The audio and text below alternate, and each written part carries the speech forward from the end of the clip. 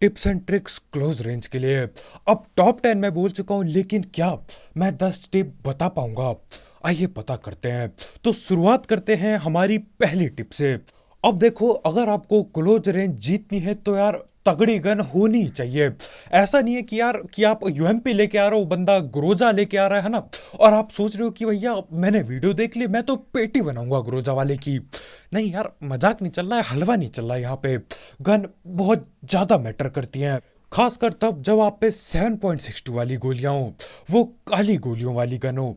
वो यार उनका डैमेज बहुत तगड़ा होता है, और वो बनी ही क्लोज रेंज के लिए है।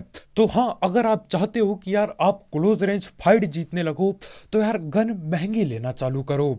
बैरल उठाओ, एकेएम उठाओ, क्रोजा उठाओ, और MK14 उठाओ। अलग लेवल की गन है ये। और सबसे खास बात कि यार इन गनों के बीच में ऊजी भी आती है, और ऊजी ना हद खतरनाक है, बहुत खतरनाक है। ऊजी एक इकलौती ऐसी गन है जो ड्रॉप पे नहीं मिलती, लेकिन फिर भी MK14 और ग्रोजा जैसी गनों को टक्कर दे जाती है। बस ऊजी की एक ही दिक्कत है, अगर आपने गोली मिस कर दी तो यार रिलोड करते रह जाओगे, जिंदगी बीत जाएगी और पेटी बन जाएगी।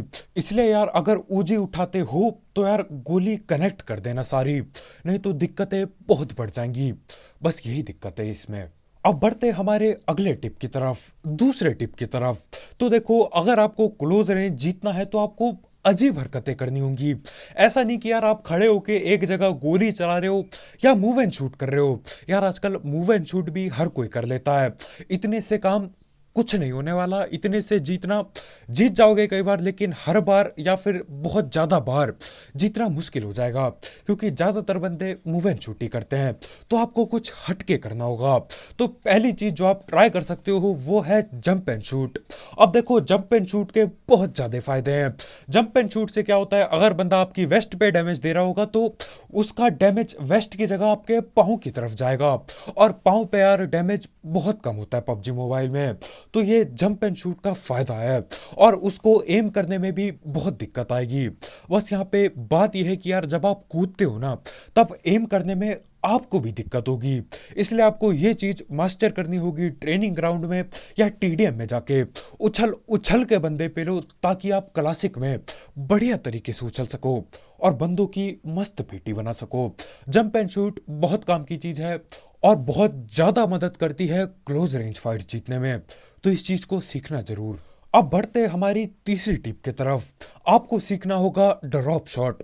अब ड्रॉप शॉट क्या होता है? आप क्या करते हो, क्लोज रेंज में बंदों के मुंह के सामने लेट जाते हो और लेट के गोलियां पेलते हो इन्हें। अब इससे सीन क्या होता है यार, कई बार ऐसा होता है कि बंदे आपको एक गोली तक नहीं पेल पाते, क्योंकि वो आपके सर या फिर वेस्ट में मार रहे होंगे। आप लेट जाओगे अचानक से, तो उनकी सारी गोली मिस हो जाती है, और जब तक वो नीचे की तरफ एडजस्ट करके आपको पेलेंगे, तब तक आप उनकी पेटी बना जा सकते हो। बस यहाँ पे एक दिक्कत है, जब आप लेटते हो ना, तब आपका एम बहुत ज़्यादा बिगड़ता है। तो आपको प्रैक्टिस करनी होगी कि यार लेटते लेटते एम कैसे करो। और अगर आप एक ही हाथ से, एक ही अंगूठे से लेटते हो और उसी अंगूठे से एम करते हो, तो ये करना बहुत मुश्किल होने वाला है। और ज़्यादातर आप ये तब इस्तेमाल करो जब आप क्लच की सिचुएशन में हो, जब ऐसे सीन चल रहे कि यार 2-3 बंदे आपने पेल दिए, आखिरी बंदा बाकी है, तो आप उस पर ड्रॉप शॉट पेल सकते हो। कई बार क्या होता है यार, जब सिर्फ और सिर्फ 1v1 चल रहा होता है, ज़्यादातर बंदे कूल रह के खेलते हैं, उनको दिक्कत नहीं होती। तो जब तक आप लेटोगे तब तक वो गोलियां मारेंगे। और दूसरी दिक्कत यह है कि यार अगर उन्होंने गोलियां मार दी तो सीधा सर पे लगता है। इसलिए आपको ये चीज पहले मास्टर करनी होगी कि लेटते लेटते कैसे आप एम करो, और जो आपको 1 या फिर 2 सेकंड मिलता है, आप उतने में ही दूसरे बंदे की पेटी बना सको। और ज्यादातर क्लच के टाइम इस्तेमाल करोगे तब ज्यादा फायदा रहेगा। 1v1 में भी कर सकते हो, बस देख के करना कि यार किसी दरवाजे या फिर ऐसी जगह पे ना करो जहां पे आप फंस जाओ, नहीं तो यार इधर उधर एम भी नहीं कर पाओगे और लेटे लेटे पेटी बन जाएगी। और इससे पहले कि हम अपनी चौथी टिप पे बढ़े, हम जल्दी से बात कर लेते हैं एक बहुत ही बढ़िया ऐप की। मतलब यार स्किप करने से पहले सुन तो लो। क्या पता मजा टैप आ जाए। तो इस ऐप का नाम है वन एक्सपेट, जिसकी मदद से आप कई सारे गेम्स जैसे कि क्रिकेट, फुटबॉल, वॉलीबॉल, बास्केटबॉल और ई स्पोर्ट्स पे बेट बुट लगा सकते हो। अब देखो, ऐसा नहीं है कि यार आप लेते हो अंधा पैसा और डाल देते हो किसी टीम पे, बिल्कुल नहीं। देखो आपकी फेवरेट टीम कौन सी है, कौन सी टीम बहुत बढ़िया खेलती है, कौन से टीम के प्लेयर्स बढ़िया हैं और हर बार जीतते हैं, और उन पे पैसा लगाओ, दिमाग से पैसे कमाओ। और अगर आपको ये नहीं करना तो इसमें कई सारे मिनी गेम्स भी हैं, तो आप मिनी गेम्स खेल के भी पैसे कमा सकते हो। साथ ही साथ इसकी सबसे बढ़िया बात यह है कि यार आपको आपके पहले डिपॉजिट में मिलता है 7,000 रुपये तक का बोनस, या फिर 100% बोनस। तो देखो, अगर आप 7,000 रुपये डिपॉजिट करते हो, एग्जाम्पल है ये एक, तो आपको 14,000 रुपये मिलेंगे, और आप उनसे और भी पैसे कमा सकते हो। और जीते हुए पैसे विड्रॉ करना बिल्कुल आसान है, क्योंकि इसमें पेटीएम, पेपाल, गूगल पे सब कुछ अवेलेबल है। आप आराम से विड्रॉ कर सकते हो, बिल्कुल ट्रस्टेड वेबसाइट है। तो हाँ यार, अगर आपको इस सब चीज़ का शौक है, इस ऐप को ट्राई करके देखो। इसकी लिंक कमेंट सेक्शन में होगी, बिल्कुल टॉप में। और अगर आप हमें सपोर्ट करना चाहते हो और भी ऐसे वीडियोस के लिए, तो देखो, पैसे डिपॉजिट करना जरूरी नहीं है, आप बस रजिस्टर कर सकते हो, और उससे भी हमें काफ़ी हेल्प मिलेगी। इसकी लिंक कमेंट सेक्शन में होगी, बिल्कुल टॉप में। अब चौथी टिप यह है कि यार हर बार जब भी आप क्लोज रेंज में फाइट कर रहे हो, बंदों को घुमा घुमा के पेलो। सीन क्या होता है, समझ लो आप कंटेनर के आसपास हो, और आपके कंटेनर के सामने वाले कंटेनर में ही दूसरा बंदा टीपी पी ले रहा है। अब क्या होता है, आप राइट से जाते हो, राइट से थोड़ा सा फायर देते हो, वो भी फायर देता है, दोनों को डैमेज होता है, समझ लो। लेकिन अगली बार वो क्या सोचेगा कि आप दोबारा से राइट से आओगे, लेकिन आपको राइट से नहीं जाना है, घूम के लेफ्ट से जाना है। और अगर लेफ्ट में भी वो आके गोलियां चलाने लगता है, तो दोबारा से पोजीशन चेंज करो। अगर वहां पे बात नहीं बन रही है, तो अगले बगल कंटेनर में चल जाओ, पोजीशन चेंज कर करके खेलो। इससे कई बार क्या होता है, फुट स्टेप सुनने में बंदों को दिक्कत हो जाती है, और आप आराम से पेल पाओगे, क्योंकि यार वो एक ही जगह खड़ा है, लेकिन आप इधर उधर हिल डुला के खेल रहे हो। और हाँ, ये चीज़ मैंने एक बार मैच में नहीं की थी, जिसकी वजह से यार 1v4 कर बैठता मैं, 3 बंदे नॉक करे थे। लेकिन मैं गलती क्या करता हूँ, जिस तरफ से पहले मैं गया था बाकी बंदों को नॉक करने, मैं दोबारा से उसी तरफ से जाता हूँ। अगर मैं दूसरी तरफ से घूम के जाता, तो 100% गारंटी मैं 1v4 कर जाता। अगली बार से ध्यान रखना होगा यार। देखो, टिप्स एंड ट्रिक्स का यही सीन है, वीडियो हर कोई देखता है, सुनता हर कोई है, लेकिन करने के टाइम पे हर कोई भूल जाता है। तो बस याद रखना होगा आपको। और देखो कैसे जीतते हो क्लोज रेंज। अब हमारी पांचवी टिप यह है कि यार क्राउच एंड फायर मेरे हिसाब से इस्तेमाल करना बेवकूफ़ी है एक तरह से। मुझे पता है यार, पहले वीडियोस में मैं क्राउच एंड फायर का बहुत चीज़ बताया था, लेकिन देखो, अभी इतना गेम खेल के, इतने महीने या फिर साल और खेल के, मेरे को ये बात पता चल रही है कि यार क्राउच एंड फायर के फायदे बहुत कम हैं और घाटे बहुत ज़्यादा हैं। और ये कौवा यहाँ पे क्यों चिल्ला रहा है आके, क्या करूं मैं इसका। खैर, कौवा गया कद्दू लेने, आओ बात करते हैं क्राउच एंड फायर का। अब इसके मैं घाटे बताता हूँ। क्राउच एंड फायर से पहली बात, आपका एम अगर सर पे होगा तो वो नीचे आ जाता है। जैसे आप क्राउच दबाते हो तो आपका कैरेक्टर नीचे आता है, उसके साथ साथ क्रॉस हेयर भी थोड़ा नीचे की तरफ आता है। उससे देखो, जो भी गोलियां सर पे आप पेलने वाले थे, वो सर पे नहीं लगेंगी। और आपको पता है यार, हेडशॉट कितने खतरनाक होते हैं। एक हेडशॉट पूरी जिंदगी बदल देता है, 1 वर्सेस 1 पूरी तरह से बदल जाता है। लेकिन वहीं पे आपने क्राउच दबा दिया, तो यार वो सर पे लगने वाली गोली बंदे की वेस्ट पे लगेगी।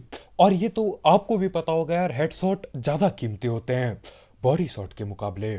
अब दूसरा घाटा ये है कि अगर आपका अपोनेंट आपके वेस्ट पे मार रहा है, हेड पे नहीं एम कर पा रहा है, सिर्फ वेस्ट पे मार रहा था वो गोली, और आपने उनके मुंह के सामने क्राउच एंड फायर कर दिया।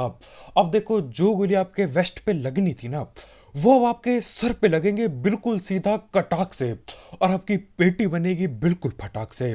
तो यार मतलब देखो, ये तो उड़ता तीर उड़ती गोलियां सर पे लेने वाली बात हो गई।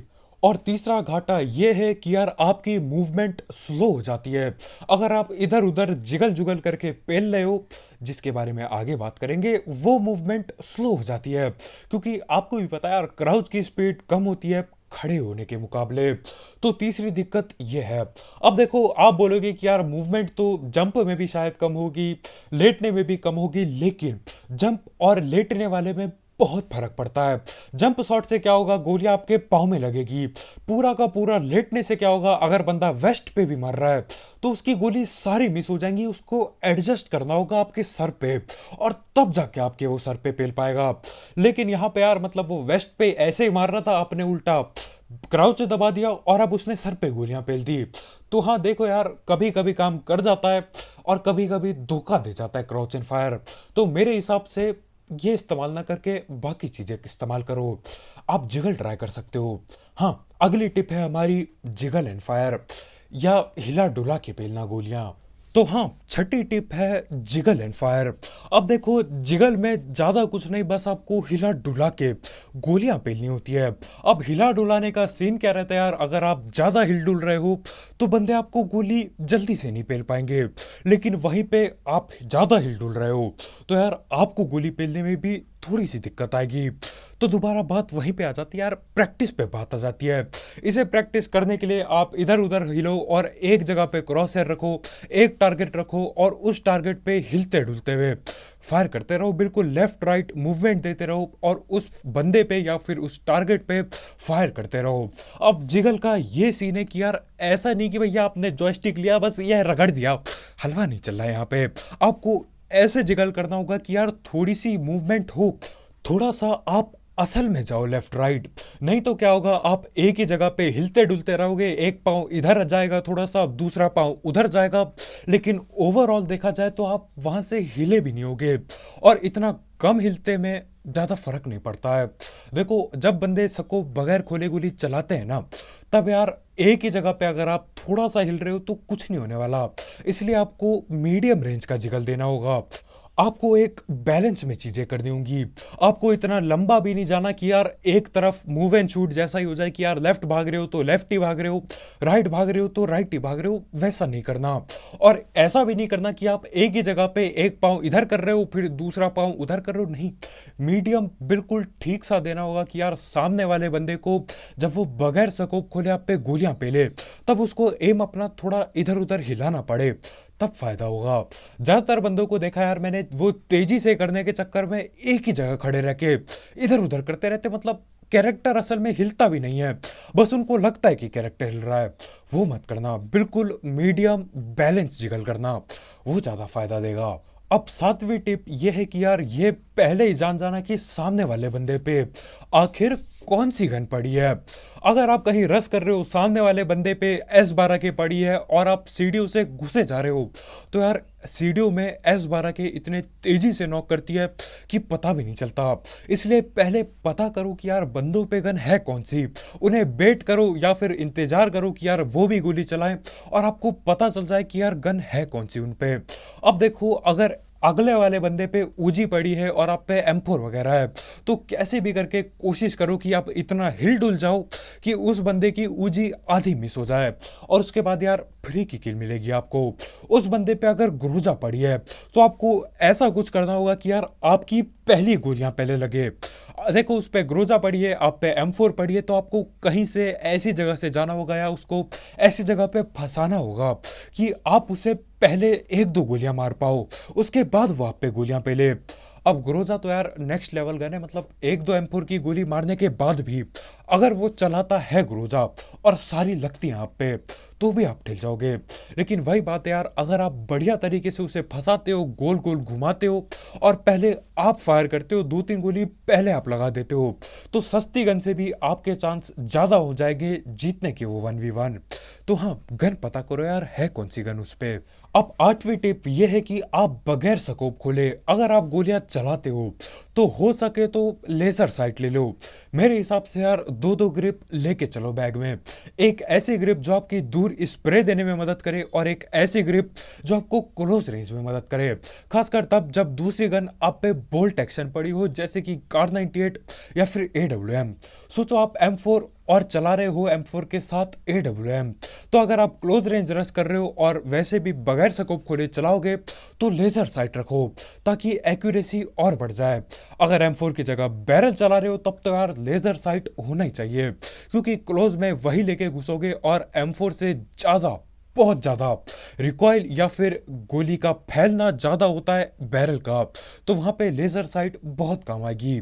तो हाँ, हो सके तो 2 ग्रिप लेके चलो और देखो कौन से टाइम पे कौन सी ग्रिप इस्तेमाल करनी है। मानो या ना मानो यार, लेज़र ग्रिप, लेज़र साइट काफ़ी काम आती है। अब नवी टिप ये है कि यार अगर आप पे टीपीपी है, आप टीपीपी ले रहे हो और सामने वाला बंदा टीपीपी के अगेंस्ट रश कर रहा है, तो वहां पे जीतना 1v1 बहुत ज्यादा आसान हो जाता है। क्योंकि देखो, आप टीपीपी लेके बैठे पड़े हो एक जगह पे, और टीपीपी इसलिए बहुत खतरनाक होती है। साफ साफ आप देख पा रहे हो कि कौन कहां से आ रहा है, कितने बंदे आ रहे हैं, कब चलेगा, कब ये सांस लेगा, आपको सब कुछ पता है। लेकिन जो बंदा टीपीपी के अगेंस्ट रश कर रहा है, उसको बस एक दीवार दिख रही है और पीछे आपके जो भी होगा बस वही देख पा रहा है वो। और बढ़िया बात यह है कि यार आपके हाथ में है, आप कब बाहर निकल के उसे पेलोगे, आप कब बाहर नहीं निकलोगे या बाहर निकलोगे ही नहीं, वो सब आपके ऊपर है। और उसको नहीं पता कि आप क्या चीज करने वाले हो, तो इसमें आपका और भी फायदा है। तो हाँ यार, टीपीपी लेके बंदों को पेलना बहुत आसान होता है। और यार मेरे जैसे बंदे जो अंधा रस करते हैं, उनके लिए दिक्कत बढ़ती जाती है। लेकिन यहीं पे आती है हमारी 10वीं टिप, जो कि है टीपीपी को कैसे हराया जाए। अब कई बंदे क्या करते हैं, टीपीपी लेके बैठे रहते हैं, जिंदगी बिता देते हैं। और कई बार ऐसा होता है कि यार रस करना ही पड़ता है टीपीपी के अगेंस्ट। तो देखो, उसको सब कुछ पता है, वो आपको देख भी पा रहा है, पर आप एक चीज से इस चीज को काउंटर कर सकते हो, जो कि है प्री फायर दो। ठीक है, जहां पे वो खड़ा है आपको पता है, जहां से वो निकलने वाला है वहां पे अंधी गोलियां पे लो। बस याद रखना यार, इतनी गोली बचा लेना, इतने टाइम से देना प्री फायर की रिलोड पे ना फंस जाए गन, तब जब बंदा असल में सामने आए। और प्री फायर से बात एक ही हो जाती है लगभग लगभग, क्योंकि आप पहले से ही गोली चला रहे हो, और जब वो निकल के गोली चलाएगा तब आप लगभग लगभग दोनों एक ही टाइम पे गोली चलाओगे। लेकिन हाँ, फिर भी टीपीपी वाले को एडवांटेज ही मिलता है। और इसे और भी बढ़िया करने के लिए आप जंप एंड शूट कर सकते हो या फिर ड्रॉप शॉट दे सकते हो, वो आपके ऊपर है। तो बस भाई लोग यार, आज की वीडियो में इतना ही। बहुत बहुत शुक्रिया वीडियो देखने के लिए। इन सारी चीज को देखो, आपने वीडियो देख ली, लेकिन गेम खेलते टाइम याद रखना बहुत ज्यादा जरूरी है। वीडियो तो हर कोई देखता है यार, लेकिन गेम के टाइम याद करके इस्तेमाल करना, वो सबसे ज्यादा बड़ी बात है। और हाँ भाई लोग, जाते जाते 1xbet चेकआउट करना मत भूलना, उसकी लिंक कमेंट सेक्शन में होगी बिल्कुल टॉप में। ट्राई करके देखो यार, दिमाग से पैसे लगाओ, अपनी फेवरेट टीम के साथ आप भी पैसे जीतो, या अपने फेवरेट प्लेयर के साथ आप भी पैसे जीतो। दिक्कत किधर आ रही है, फ्री में ट्राई करके देख लो, पसंद आया तो इस्तेमाल कर लेना आगे। तो आज के वीडियो में इतना भाई लोग यार, बहुत बहुत शुक्रिया वीडियो देखने के लिए। अगर आप यहाँ पे नए हो तो करो सभी